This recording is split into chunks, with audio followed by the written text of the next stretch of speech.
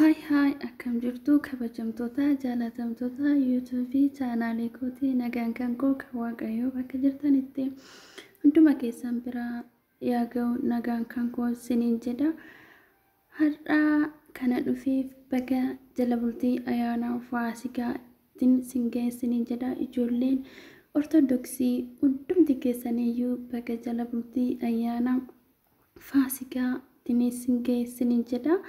Ijoolleen musliimallee ayyaanni keessan hiikkachuudhaaf kudhan tokko qofa tafe sinillee baga ittiin sin ga'een siniin jedha. Meeqa kamtu guyyaa kana hanqatee sa'aatii kana hanqatee yeroo kana hanqatee kan lubbuun isaa du'etu jira. Nama carraa qabu kan sooma qabee sooma kan hiiku kun carraa guddaa ammana hin jedhamne tokko.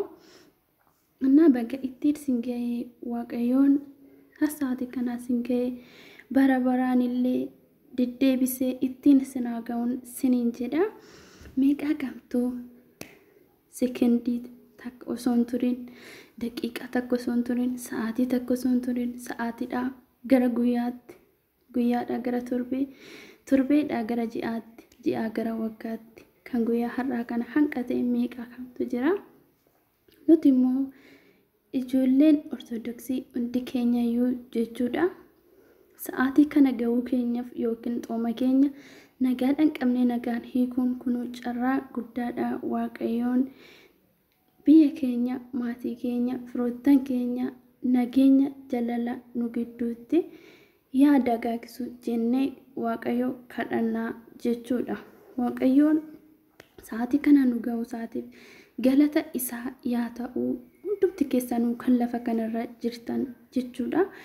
Goddanyoota hiriyoota koo YouTube chaanaalii kootii mooyyuu like share gochuu hin dagatinaadha. Meeqa kamtu sa'aatii kana ga'ee baqa lubbuun isaanii karaa hin taaneen kan badee daa'imni huhurraan haadholiin abbootiin keenya siqaa'ii guddaa keessa rakkoo guddaa keessa amma jiran kana keessa waaqayyoon bara gaarii bara gammachuu bara jalalaa bara badhaadhinaa bara kabajaa bara jalalee nu gidduutti dagaagee obbira darbinee nama biraatiif taanu nuuf haa godhu. Xoomiin kun xoomii gammachuu, xoomii jalalaa, xoomii waan barbaanne kaayyoo keenya barbaanne hunda itti guutannu nuuf haa godhu waaqayyoon isiniin jedha.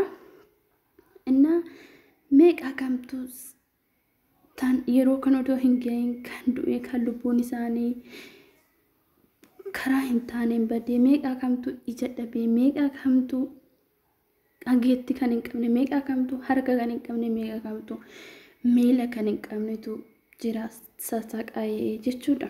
Nuti immoo harka qabna, miila qabna, ija qabna, gurra qabna, qaama guutuu qabna.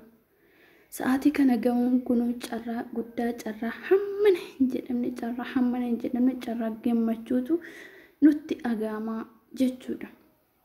Maaliif rakkoo keessallee jiraannus fakkeenyaaf ijoolleen biyya arabaa jiru rakkoo keessas jiraannus rakkina keenya san fayyaa hoo qabaanne obsinee dandamannee nus nagaan biyya keenyatti gallee bara dhufu yookiin bara ittaanu Faasiikaa nagaan qabnee maatii keenya wajjin nagaan akka hiinu gammachuun akka hiinu nuuf haa godhu.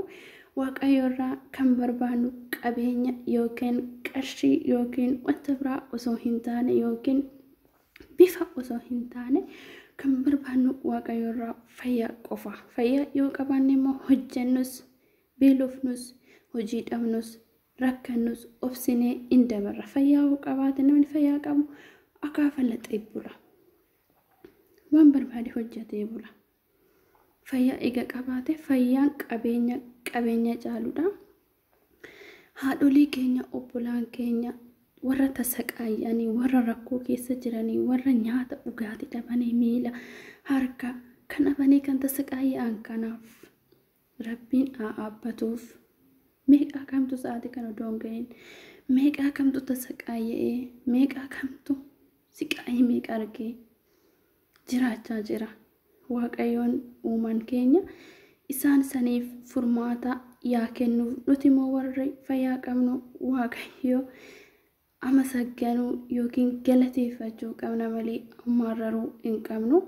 Waaqayyoon galanni isaa hin baddiin bara baraan sa'aatii kana yeroo kana sekondii kana daqiiqaa kana ga'uu keenya gammachuu amma nan jedhamne tokkotu natti agame akka gootitti jechuudha.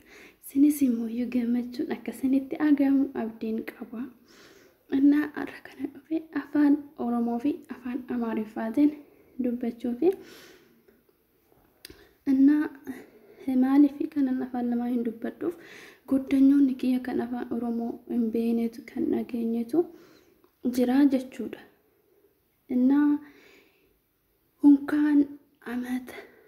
እንኳን አደረሳችሁ እንደዛ ነው የሚባለው በደንብ ማያውቅም እንኳን አደረሳችሁ እንኳን ለፋሲካ አደረሳችሁ ጓደኞቼ የሚወዳችሁ የማከብራችሁ በጣም የሚወዳችሁ ማለት ብዙ አማርኛ አልችልም ግን የማውቀው ነገሮችን እናገራለሁ ስንታቸው አይን ያጣው እግር ያጣው እጅ ያጣው ይሄ ሰዓት ሳልደርስ ይሞታው ወገናችን ስንት ሰው አለ የኛ ግን እዚህ ስለደረስነው በጤና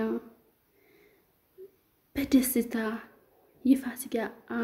የፋሲካ ምን ይባላል አመት መድረሳችን ራሱ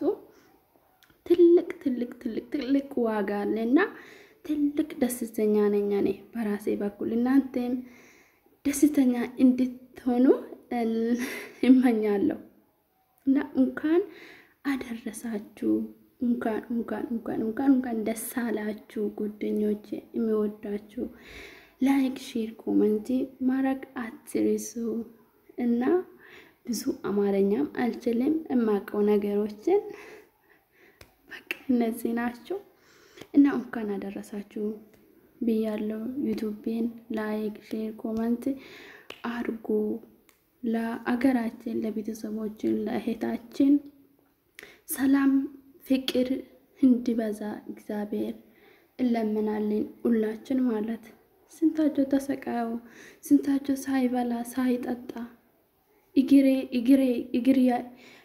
እግሬ ሌለው እጅ ሌለው አይኔ ሌለው ስንት ወገናችን ተሰቃይቶ ስንት ወገናችን ስንት መከራ አይቶ ይማድሩ አለ እኛ ግን ጤና አለን እጅ አለን እግር አለን ጆሮ አለን ሰውነታችን ሙሉ ነው እዚህ ሰዓት ላይ ስለደረስነው የፋሲካ በዓል መድረሱ ራሱ አንድ ትልቅ ነገር ነው ሁሉም ሰው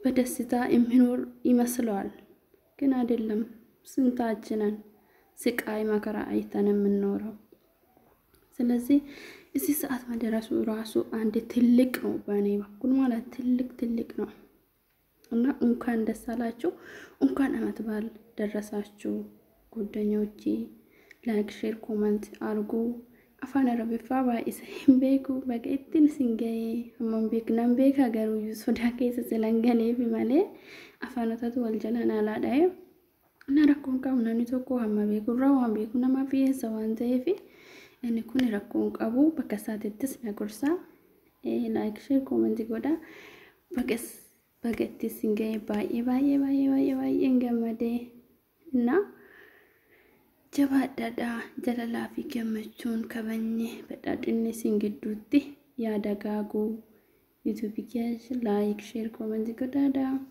haasawni kiyyaarraa kana fakkaataa guddaa galatoomaa hamman viidiyoo imiraatiin deebi'ee dhufutti ayyaana gaarii siniif yaa ta'u baay baay